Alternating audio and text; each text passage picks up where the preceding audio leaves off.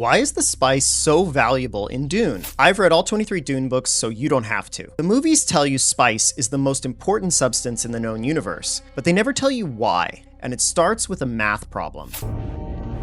3 guild navigators, a total of 1.46 million 62 salaries. That's a mentat, a human computer. In Dune, computers don't exist. Thinking machines were outlawed 10,000 years before Paul Atreides is born, after a holy war called the Butlerian Jihad. Humanity wiped out artificial intelligence and made it heresy to ever build it again, which created a big problem. Faster than light travel needs computers.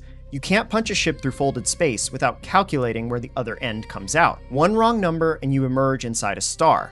The answer was the spice. You take enough of it and you gain the ability to see the future. Guild navigators were trained to harness that ability. They see what happens if they pilot the ship along a particular path, and pick the one that doesn't end with everyone dead. The Dune Encyclopedia describes a navigator with this metaphor. Picture a circus performer on a high wire. The wire is rocking back and forth. Now the wire starts to bounce.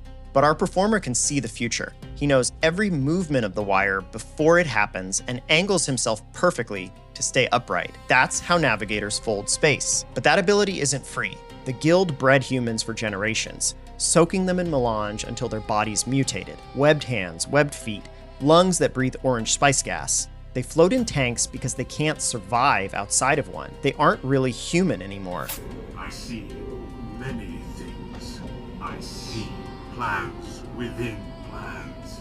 Every ship, every shipment of food, every soldier moved between planets. All of it depends on drugged fish people taking spice that only comes from one place in the universe. Cut Arrakis off and civilization collapses in a month. Frank Herbert never said explicitly if spice represents something in the real world, but he wrote Dune in the 1960s, watching America become dependent on a single substance, oil, controlled by a single region that the entire economy couldn't function without. Arrakis is the Middle East, and Herbert describes CHOAM, the organization that runs the spice trade, as OPEC. The Fremen are a desert people sitting on top of the resource that powers everything else. So here's my question. If Herbert thought resource dependence was a trap in 1965, what do you think he would say now that every industry on Earth depends on AI? Tell me in the comments.